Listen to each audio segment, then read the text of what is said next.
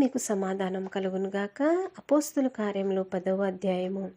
Italy పటాలమనబడిన పటాలములో శతాధిపతి అయిన కొర్నేలి అను భక్తిపరుడొకడు కైసరయ్యలో ఉండెను. అతడు తన ఇంటి వారందరితో కూడా దేవుని యందు భయభక్తులు గలవాడై ఉండి ప్రజలకు బహుధర్మం చేయుచు ఎల్లప్పుడూ దేవునికి ప్రార్థన చేయవాడు. పగలు ఇంచుమించు 3 గంటల వేళ దేవుని దూత అతని యొద్దకు వచ్చి కొర్నేలి అని పిలుచుట దర్శనమందు తేటగా అతనికి కనబడెను. అతడు దూత వైపు తేరిచూచి భయపడి, ప్రభువా, ఏమని అడిగెను. అందుకు దూత, నీ ప్రార్థనలను నీ ధర్మ కార్యములను దేవుని సన్నిధికి జ్ఞాపకార్థముగా చేరినవి. ఇప్పుడు నీవు యొప్పేకు మనుషులను పంపి పేతురు అను మారుపేరు గల సీమోనును పిలిపించుము. అతడు సముద్రపు దరినున్న సీమోనను ఒక చర్మకారుని ఇంట దిగియున్నాడని అతనితో చెప్పెను.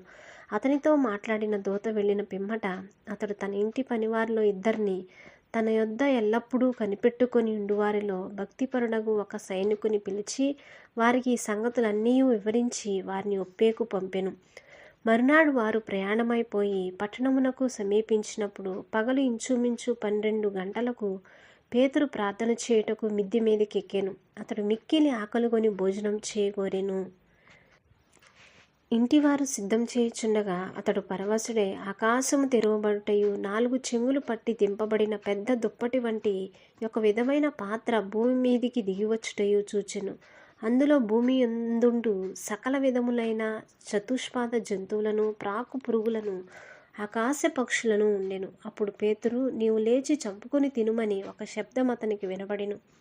అయితే పేతురు, వద్దు ప్రవ్వా, నిషిద్ధమైనది అపవిత్రమైనది ఏదైనను నేనెన్నడూ తినలేదని చెప్పగా, దేవుడు పవిత్రము చేసిన వాటిని నీవు నిషిద్ధమైన వాటినిగా ఎంచవద్దని మరలా 2వ మారు ఆ శబ్దం అతనికి వినబడెను. ఇలాగు 3 మారు జరిగెను. వెంటనే ఆ పాత్ర ఆకాశమునకు ఎత్తబడెను. పేతురు తనకు కలిగిన దర్శనం ఏమైయుండునో అని తనలో తనకు ఇటు తోచక ఉండగా కొర్నేలి పంపిన మనుషులు సీమోను ఇల్లు ఏదని విచారించి తెలుసుకొని వాకిట నిలిచి ఇంటి వారిని పిలిచి, పేతురు అను మారుపేరు గల సీమోను ఇక్కడ దిగియున్నాడా అని అడిగిరి. పేతురు ఆ దర్శనమును గూర్చి యోచించుచుండగా ఆత్మ, ఇదిగో 3 మనుషులు నిన్ను వెదుకుచున్నారు.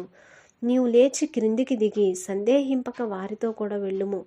నేను వారిని పంపియున్నానని అతనితో చెప్పెను. పేతురు ఆ మనుషుల యొద్దకు దిగివచ్చి, ఇదిగో మీరు వెదుకువాడను నేనే, మీరు వచ్చిన కారణమేమని అడిగెను.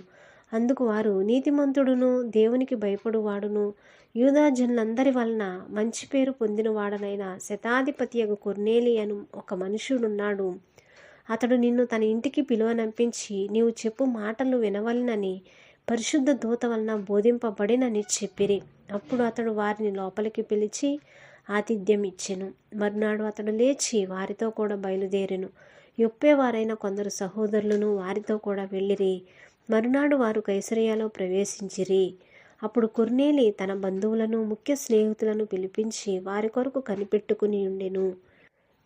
పేతురు లోపలికి రాగా కొర్నేలి అతన్ని ఎదుర్కొని అతని పాదముల మీద పడి నమస్కారం చేసెను. అందుకు పేతురు, నీవు లేచి నిలువుము, నేను కూడా నరుడనే అని చెప్పి అతన్ని లేవనెత్తి అతనితో మాట్లాడుచు లోపలికి వచ్చి అనేకులు కూడియుండుట చూచెను. అప్పుడు అతడు అన్యజాతి వానితో సహవాసం చేయుట అయినను అట్టి వానిని ముట్టుకొనుట అయినను యూదునికి ధర్మము కాదని మీకు తెలియను. అయితే ఏ మనుషుడును నిషేధింపదగిన వాడని అయినను అపవిత్రుడని అయినను చెప్పకూడదని దేవుడు నాకు చూపించున్నాడు. కాబట్టి నన్ను పిలిచినప్పుడు అడ్డమేమీ చెప్పక వచ్చితిని గనుక ఎందు నిమిత్తం నన్ను పిలువనంపితిరో దానిని గూర్చి అడుగుచున్నానని వారితో చెప్పెను. అందుకు కొర్నేలి, 4 దినముల క్రిందట పగలు 3 గంటలు మొదలుకొని ఈ వేళ వరకు నేను ఇంట ప్రార్థన చేయుచుండగా ప్రకాశమానమైన వస్త్రములు ధరించిన వాడకుడు నా ఎదుట నిలిచి కొర్నేలి, నీ ప్రార్థన వినబడిను, నీ ధర్మకార్యములు దేవుని సముఖమందు జ్ఞాపకముంచబడి ఉన్నవి గనుక నీవు యొప్పేకు వర్తమానము పంపి పేతురు అను మారుపేరు గల సీమోనును పిలిపించుము. అతడు సముద్రపు దరినున్న చర్మకారుడైన సీమోను ఇంట దిగియున్నాడని నాతో చెప్పెను. వెంటనే నిన్ను పిలిపించితిని. నీవు వచ్చినది మంచిది. ప్రభువు నీకు ఆజ్ఞాపించినవన్నీ వినుటకై ఇప్పుడు మేమందరమును దేవుని ఎదుట ఇక్కడ కూడి ఉన్నామని చెప్పెను. అందుకు పేతురు నోరు తెరచి ఇట్లనెను, దేవుడు పక్షపాతి కాడని నిజంగా గ్రహించి ఉన్నాను. ప్రతి జనములోనూ ఆయనకు భయపడి నీతిగా నడుచుకుని వానిని ఆయన అంగీకరించును. యేసుక్రీస్తు అందరికీ ప్రభువు. ఆయన ద్వారా దేవుడు సమాధానకరమైన సువార్తను ప్రకటించి ఇశ్రాయేలీయులకు పంపిన వర్తమానము మీరెరుగుదురు.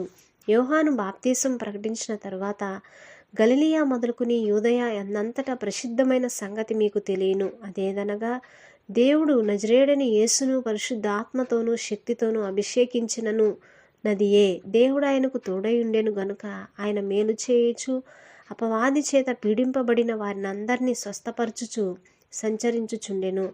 ఆయన యూదుల దేశమందును యెరూషలేమునందును చేసిన వాటన్నిటికీ మేము సాక్షులము. ఆయనను వారు రానున్న వ్రేలాడదీసి చంపిరి.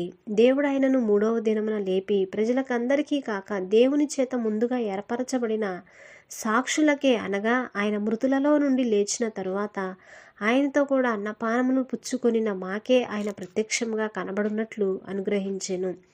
ఇదియుగాక దేవుడు సజీవులకును మృతులకును న్యాయాధిపతినిగా నియమించిన వాడు ఈయనే అని ప్రజలకు ప్రకటించి దృఢ సాక్ష్యం ఇయ్యవలెనని మాకు ఆజ్ఞాపించెను. ఆయన యందు విశ్వాసముంచు వాడెవడో వాడు ఆయన నామము మూలముగా పాపక్షమాపణ పొందునని ప్రవక్తలందరూ ఆయనను గూర్చి సాక్ష్యమిచ్చుచున్నారనెను.